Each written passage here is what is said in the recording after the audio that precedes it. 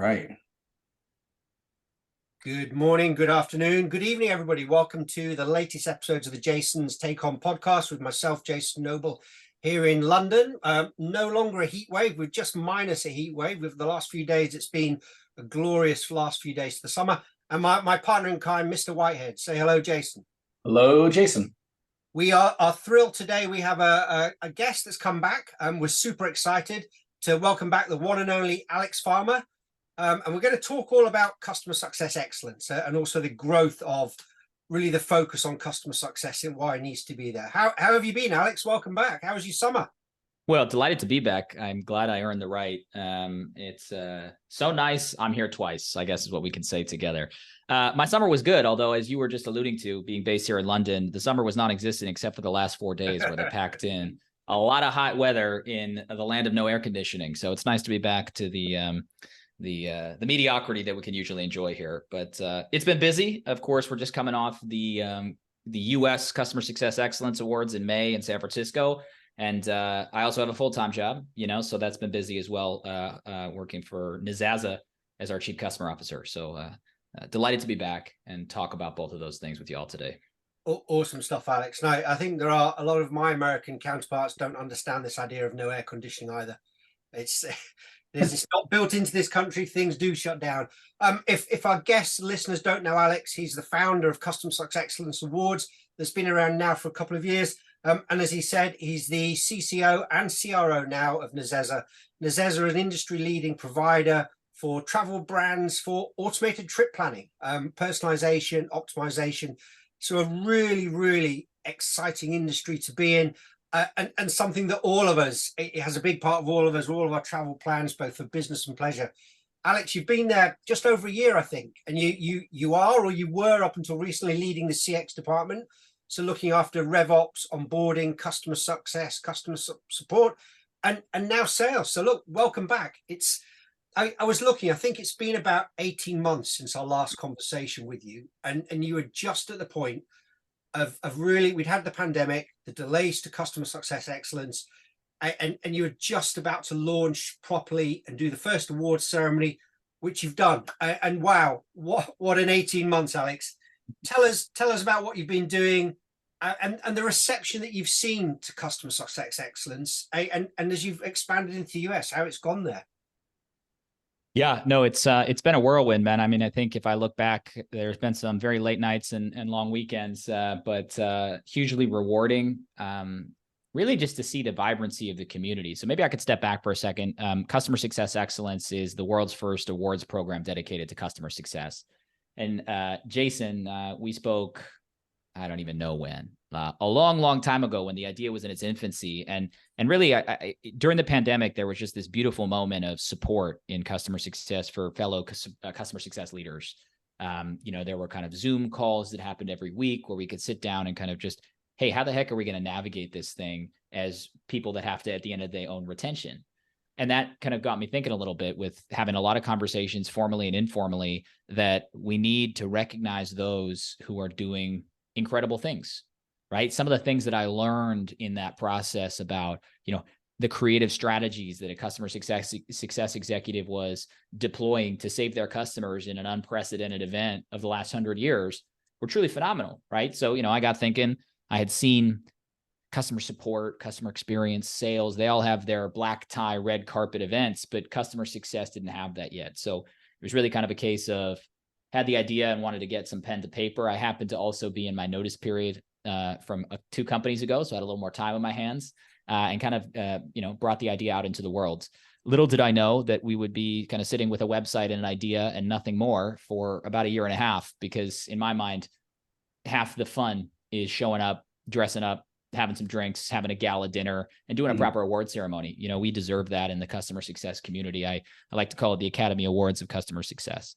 So that's what it's all about. I think the key message from my side is it's a meritocratic awards program. There's a lot of influencers out there and people that show up often, maybe present company included, to podcasts and whatnot. But there's also those that don't, and those that are probably doing things that deserve to be recognized in maybe an even more serious way, that are truly advancing our profession. And if we don't hear what they're doing and learn from them and, let's say, elevate them into the conversation, I fear the conversation becomes a little bit repetitive and doesn't invite those new voices. So that's really what we're here to do. And you're right. We launched it in London, June 2022. Then we debuted Customer Success Excellence Americas in May 2023. And we're cooking up the next awards for 2024 here as well. So it's been a great journey. And I think the biggest thing for me is the fact that there are so many unsung heroes that we get to read about, learn about, and frankly, ensure that they come on podcasts like these to share their great insights as well. I think that's one of the most amazing things is it's highlighting these people that you don't know about and what they've done and the impact it's had on others, on the industry. And I know over both the ceremonies, I'm privileged to have been part of it, to be part of the judging of it, but there've been some amazing awards and an absolutely incredible group of people, companies and services that have been nominated, and it's been tough to pick who the best ones are. How has it impacted those who've actually won the awards? So we've talked about the impact on the industry and us on seeing things we might not have seen, but what about those that have actually won the awards? Yeah, it's a great question. I mean, the thing that brings a lot of joy to me is I see these people now kind of finding their voice and finding some confidence. Not suggesting everybody that nominates, is nominated doesn't have confidence, but I think there's just this validation moment that happens that really unleashes something that probably was always within them, but really unleashes it, and it kind of drives them to lean in and speak up and challenge conventional practices, challenge leaders within their business. And it's been really great to see. I think it reminds me of a conversation at the end of the event in San Francisco in May, the Americas Awards. I sat down with the winner of the Customer Success Leader of the Year. And she basically said, look, I don't know why I won this. I've never really been super confident at kind of putting my thoughts out into the LinkedIn universe. But essentially implying that, this was the boost that she needed to do so. And what I told her, and this is true across all the awards, and just for clarity, there's 5 awards that we do, 2 for innovation, most innovative customer success initiative, and best use of technology and customer success, and 3 awards for individuals, Customer Success Leader of the Year, CSM of the Year, and also Customer Success Rising Star for someone that's been in the industry for 2 years or less. But she sat down and basically said, look, this was the validation that I needed. And everybody kept telling me that the stuff that I was doing was unique and groundbreaking, but I didn't believe them. And she's now been in the ebooks, the podcasts, and is really contributing to our community. And I think that's that's why you do it, bluntly. So it's been, I think, impactful for a lot of folks. And also, from a career progression perspective, the folks that are winning CSM of the Year and CS Rising Star, I'm seeing them get promoted and using the award to their advantage as well. And, that's part of the reason we do this. They deserve it. And they just need to, a group of seasoned experts in the industry to give them that vote of confidence. The process is meritocratic. They apply, other people nominate them. They got to write 1,000 words or less, or more. It's not just a name and an email address. So we're really doing the in-depth evaluation to make sure that this is a truly meritocratic award. That's great. And I love about the story too, is you saw like there was a gap in the industry here, and you filled it and you said, let's get creative, let's do this. And I think that's something that creative leaders do, is they say, this is something that we should be doing. So I'm just going to do it. And it's great to see that. Well, yeah, Jason, it's very kind of you to say creative leaders. I think the connotation my wife would say to that is leaders that don't think about future consequences on time management. But that's a separate thing as well. No, but of course, I'm just joking. It's been a true privilege. And actually, just one more point on the previous question, just to say that customer success is young. We are, I think, now more than ever being challenged in a good way. When there was a lot of cash in the funding universe, when we could kind of skate by on retention and fluffy metrics, things were easier. And we had playbooks that we could use. And hey, this is customer success. I'm going to talk about value and deal with escalations. And that's my job. New business sales is now drying up. Sales leaders, if they were leading customer success, are putting more pressure on CSMs to deliver revenue. CEOs certainly are. And I think we need those new voices to disrupt the legacy, to use a word, playbook. Yeah. And I think that's another reason why, these people need the validation, because it's a new industry. They might be younger. not because age matters, but because, a VP of CS average number of years in the workforce is less than a VP of sales by a good measure, right? Because this function is so young. And they need that vote of confidence so that we can then kind of really, really adapt to the changing climate that is impacting customer success as well. Right. I think that's so true. One of the things I'm curious, since you obviously through the awards process and all the other leaders that you speak to, what are some of the more innovative things that you're seeing out there or that you'd like to see more of? What are some of the paradigm breaking approaches people are taking? Yeah, it's a great question. Obviously the whole reason I started the awards was just to steal everyone's ideas and implement them in my business. No, I'm just kidding. I think there's a good diversity of things that people have won awards for. Maybe I can't put my finger on the exact items, although if I can plug our website, customersuccessexcellence.com, you can access an ebook and a video and some videos of all of our winners, so you can see why they won in greater detail. But maybe I could answer your question by talking about the personal characteristics or competencies of our winners. I think they challenge the status quo within their business, right? And kind of say, look, really translate their mission or directive or the KPI that they contribute, and then bring different departments together to drive value for customers, right? So instead of basically saying, look, I'm the CS leader and these are the things that I do, they're thinking as business leaders first, because as we know, customer success is a business function, but it's also a business model. It takes the entire company to, put value at the heart of the buyer journey, the product delivery process, et cetera, et cetera. And I think they really lean into that. And some of our winners have taken that upon themselves to drive that change within their business. Basically saying, to their CEO that's maybe new to the customer success world, hey, this is the right way for us to do business. It will deliver these results longer term. Let's get everybody together and drive that forward.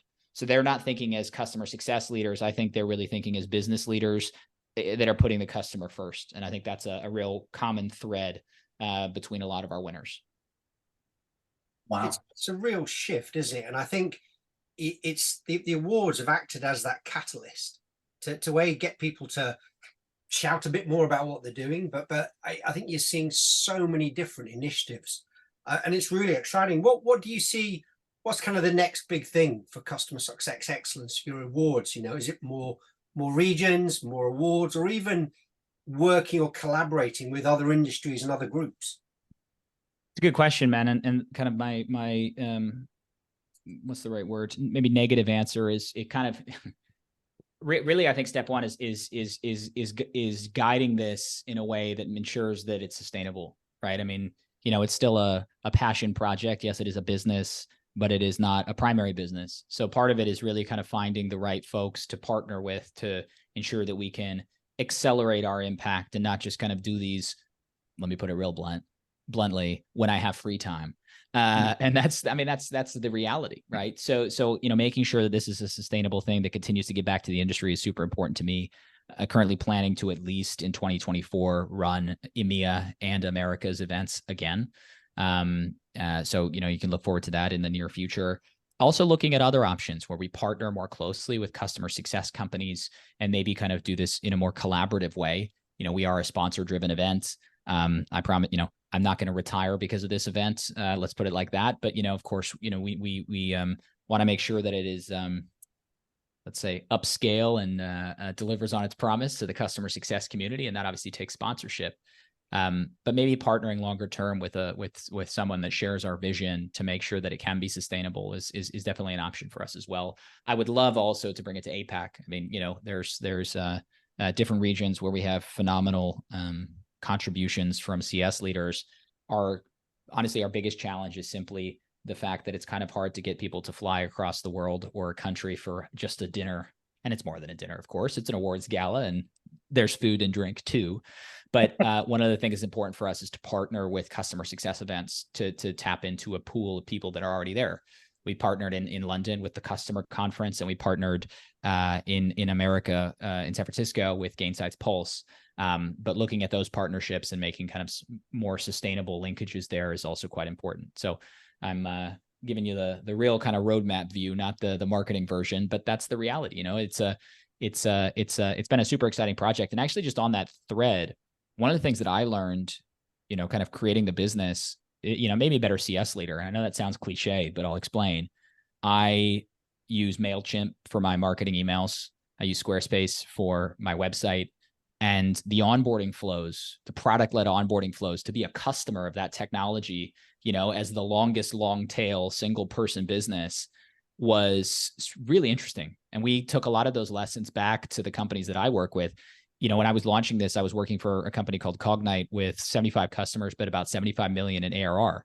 So super high touch, but we still applied a lot of these digital concepts in a high touch motion because it's more convenient, because people don't want to talk to someone. They just want an email. One of the things that one of the products does is they ask me my role. When I create a new instance, they say, what's your role? Super simple. But then they tailor all the enablement, the digital customer success to my role. And I'm a founder. So they're giving me things about, here's how to make your business more successful. As opposed to me being an admin, the campaign would have been very different. So very simple techniques, but being a customer again was super interesting as well. I think doing that's a side that I think is so important, to actually go through these processes yourself, because you do learn so much from them. And I love what you're saying about this. It's not a full-time job. You're running a business. You're running a business that you want to grow. You want to make an impact. That's difficult to do. And I love the idea of how do you make it more sustainable? You mentioned APAC. I mean, that APAC's growing. There are so many phenomenal CS professionals, leaders out there. The Middle East, another, we talk about EMEA as a region, but the Middle East on its own. And that is a diverse area, but there are so many leaders there and so many organizations trying to do new things, and an amazing organization. So I think there's a huge growth opportunity. And I know you had applicants for different awards in some of the different regions, but there's also an appetite. People want to do it. They want that, not just recognition, but they want that focus on the regions. And I think what we'll see some differences. I'm sure we saw them in the Europe through to the Americas. We'll see some differences with Asia Pacific. Once we get them all together and everyone thinking globally, I think you get a really, really exciting and even more powerful proposition. Yeah, I think you're absolutely right. And I think to really scale it, one of the other things that I've looked at is possibly kind of licensing the concept to other kind of local stewards, let's call it.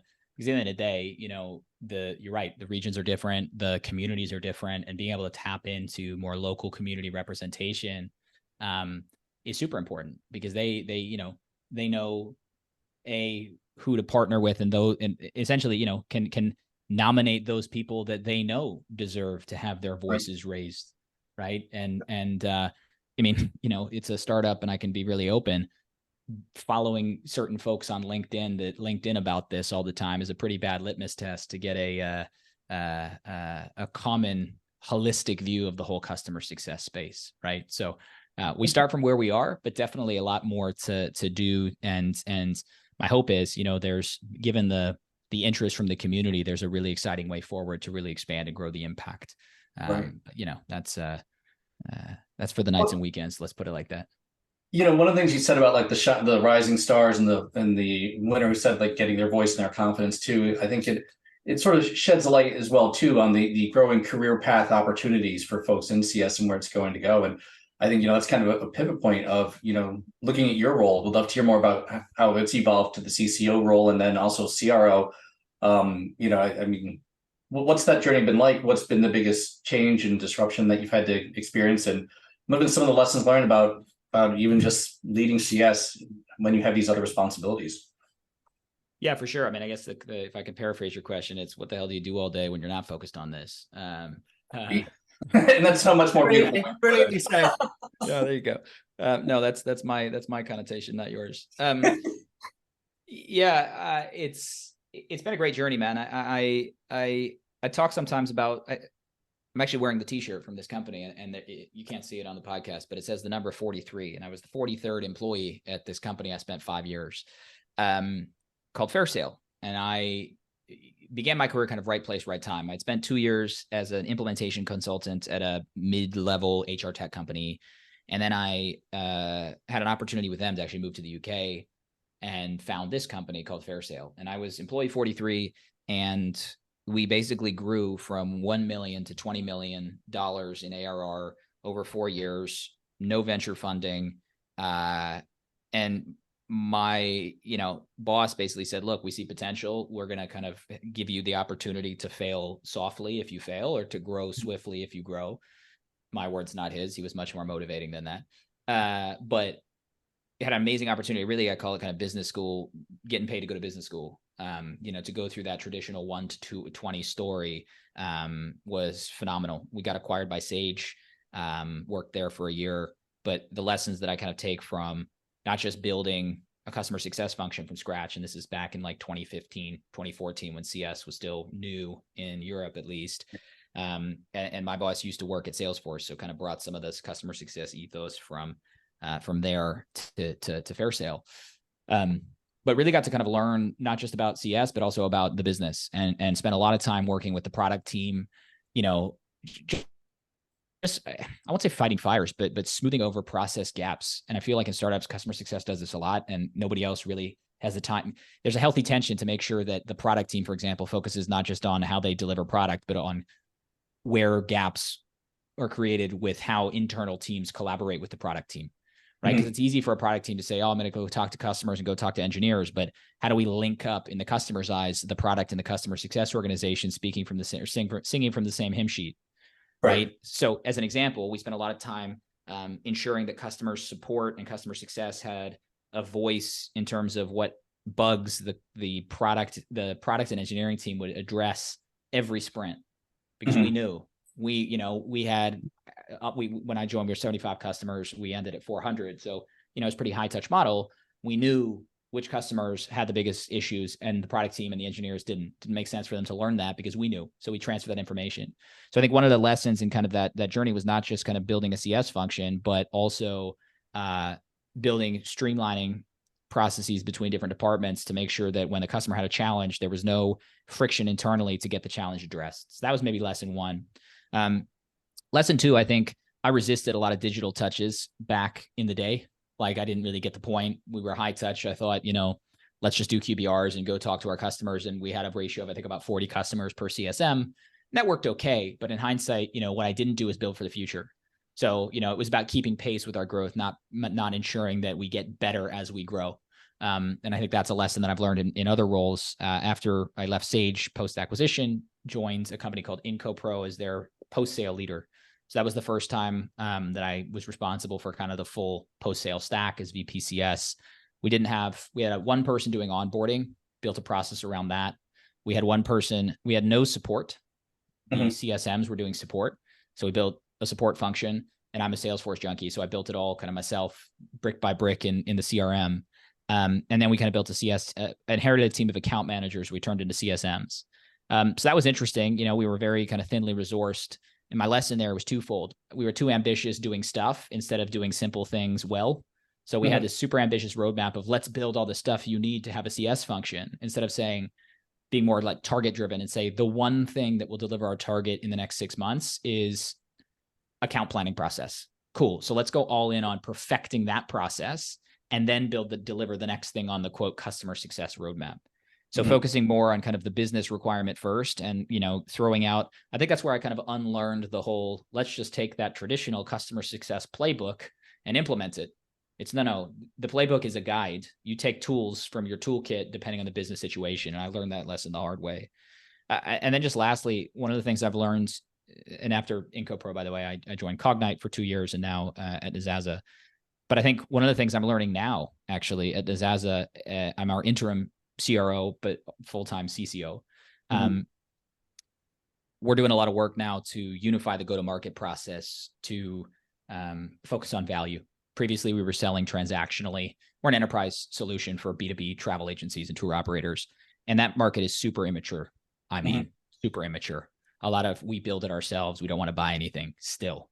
And as I'm meandering now, but I will say this quote that I learned the first day we got acquired at Fairsail by Sage. There was a conference at the Excel Center. It was like the Sage Accountants Day or something. So I show up, and I think the managing director of the UK got on stage, and he was talking about cloud, because Sage was transitioning to the cloud in 2017, and we were their first cloud acquisition. And he was trying to convince, I'm paraphrasing his intention, but he was trying to convince the audience that cloud is the next big thing. And, I would argue that they were maybe 5 years too late on that one, but at least they were there. And he said to the audience, what did he say? He said, if you don't like change, you're going to like irrelevance even less. That's what he said. And it's the same thing in the travel sector, right? When they say we're going to build it ourselves, I almost want to say the same thing back to them, right? If you don't like change, you're going to like irrelevance even less. Just to conclude on this point, what I've now learned at Nazaza, as we have unified the customer and buyer journey around value, for example, we're training our sales reps to do draft success plans to play back the customer business case after discovery so that it's easier for them to go and get approval because we've written a business case together. And we've already seen speeding up sales cycles, avoiding the laundry list of questions from CTOs, right? We have a policy now. We sell to the commercial person. We do not sell to the CTO. And if a CTO wants to talk to me, I make sure a commercial person is there because it has just driven us down this demo route. Can you do this? Can you do that? But if we could prove the value first, you avoid all of those kind of irrelevant, I would argue, questions. But what I've learned just in the last 2 weeks, in fact, 2 weeks ago is when I took on this additional role. We don't think enough about getting folks to adopt the process internally. So I'm a systems guy. And I talked earlier about building stuff out in Salesforce. My failure in a bunch of companies has been if I create a field in the CRM and ask the team to fill it out and set up a report that kind of I email to them every week that shows the ones that aren't filled out, it's not going to drive adoption or change. You have to start with the why. And I think, I'm been working 11 or 12 years now. I think I'm still learning that now. Trying to get sales reps to understand, don't think about the product, think about the value. If I hadn't have started with why, we had an informal sales kickoff a week ago and kind of talk about why we're doing this, the benefit for them, what's in it for them, how it's going to improve their target retirement, their quota retirement. And I had done what I usually do, which is build a bunch of fields in HubSpot to track whether they're doing it and just say, here's the process, go and do, would have been very different. So that's another lesson maybe I can take quite recently. And now I'll take a breath. That's a long summary. It's great. I'm old. I'm old, I guess. That journey you've come on, I think, is fascinating. And I've known you for a good few years now, Alex, and been privileged to see you on that journey. And it's so exciting. And I smile because a lot of these things about value, I mean, that's been the essence of what we've always sold. And I think maybe over the last 10, 20 years, it's been lost. And technology's been pushed more for the sake of technology. And we're now coming back full circle. And I know in the first companies I worked with where we were selling tech, selling value through technology, we didn't have customer success managers back then. We had account managers, but we had the same ethos, the same mentality. And I think it also illustrates some of the challenges we've got in CS today. And they are quite sizable ones. What do you see as next for the customer success industry? There's we've talked a little bit about it here, some of the issues, the challenges. There's a lot of conversations on LinkedIn, on other community platforms about problems in CS not being commercial enough, lacking any revenue responsibility, and even the idea of the need for a CS team declining. As we said earlier on, it's a business way, it's a business approach, it's not a team. What do you see next, and what are some of the big things that you're seeing coming up in the next couple of years? Let me answer that question firstly by talking about an experience I had at Cognite, and it really was clarifying for me.